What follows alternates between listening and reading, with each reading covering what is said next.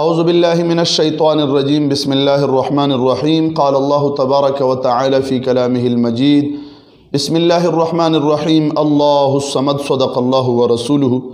معزز سامعین کرامو یوټیوب چینل په ذریعے سره مونږ تاسو ته دین اسلام پیغام رسو. امید دی چې مونږ سره بخپل تاسو رابطه مضبوطه ساتي او زمونږ دا دروس په محفوظ کوي.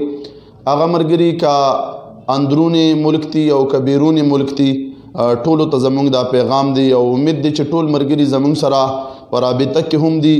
مزید به ان شاء الله زمونږ دا درس چې تاسو شیر کوي او کم مرګري چې هغه ته علم نشته هغه ته به د دې درس رسایي کوي.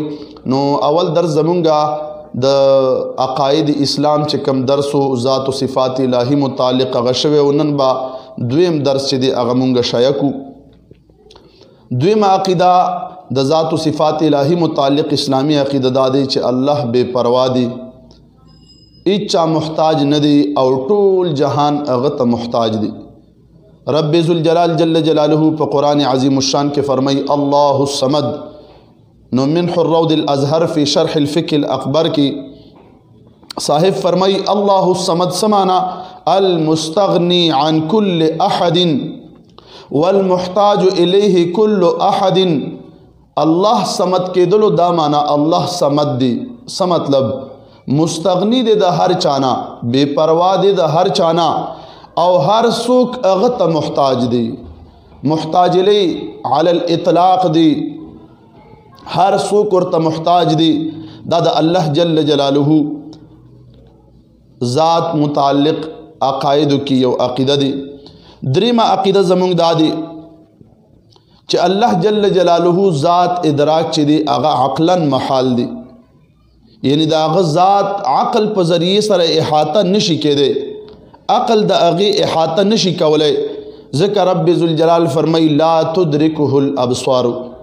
تفسیر کبیر د دې آیت لاندې لیکي المرئی اذا كان له حد ونهاية وأدركه البصر بجميع حدوده وجوانبه ونهاياته صار كأن ذلك الأبصار أحاط به فتسمى هذه الرؤية إدراكا.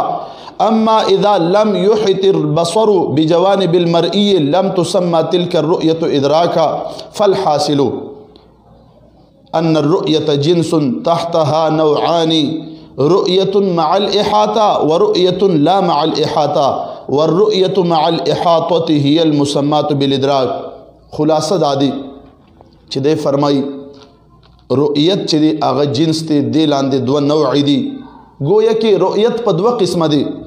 یو رؤیت مع الإحاطة دی، هغه کتل دی، هغه لیدل دی چې احاطه د هغې ذات نه کېدی شي، او یو هغه رؤیت دی چې لا مع الإحاطة احاطه نشي کېدی. دے فرمائی چې دا ادراک نه مراد لا تدرکه الابصار، دین رؤیت مع الاحاطه دی چې الله جل جلاله احاطه سوک نشي کولی، عقل چې دی هغه احاطه نشي کولی، دا محال دی، عقلا محال دی. دا د الله جل جلاله ذات متعلق زمونږ عقیده دی. البته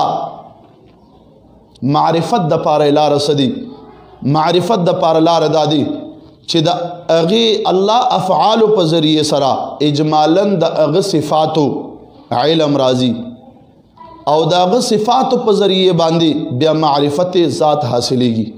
نو دا د الله جل جلاله ذات او صفاتو متعلق زمونږه دریمه عقیده شوه چې لا تدرکه الابصار، هغې رؤیت مع الاحاطه نشي کېدی او د هغې افعالو په ذریعے با اجمالا د هغه صفاتو او بیا د صفاتو په ذریعے معرفت ذات حاصلېږي. نو معزز سامعین کرامو عقاید اسلام به ان شاء الله مزید وضاحت کوو او کوشش پوي چې هر عقیده د قرآن او حدیث مطابق مونږ تاسو ته در ورسو او کوم چې پاک اسلام دی، پاک دین دی چې هغه ته الله جل جلاله بلندی ورکړې ده، عظمت شان ورکړې دی، مؤمن ته د هغې د وجې نه مقام ملاو دی. نو ان شاء الله دا عقاید چې دي دا زمونږه ضروری دي. نو دا زمونږ بنیادی عقاید شو د نن درس. ان شاء الله مزید با سچ مشکلات راځي هغه به مونږ تاسو ته نه پرېږدو. ستاسو سوال او جواب هر قسمه کنټیکټ مونږ سره کیږي را رسي. مونږ ستاسو د هر قسمه مشورې انتظار کوو. ډیر دوستان دي هغه دوستان چې زما سره په دې 100 ویډیوګانو کې ډېرې ښې مشورې راکړي او ان شاء الله مزید به مونږ تاسو سره مشاورت کوو. زمونږ دا درس په ضایع کوئ نه، دا به محفوظ کوئ، قلب و دماغ کې به ولا ځای ورکوئ او امید دی زمونږ ویډیو به تاسو پوره اورئ او دا به شیر کوئ، مزید ملګرو ته شیر کړئ. دا کار خیر دی، صدقه جاریه دی چې ټول ملګري ترې مستفید شي. نو ان شاء الله مخکینی درس زمونږ څنګه چې شوي دي دا درس مو شو، نو را روان درس ته به ان شاء الله تاسو انتظار کوئ. مزید درس په مونږ بیا مخکې چلو. واخر دعوانا الحمدلله رب العالمین.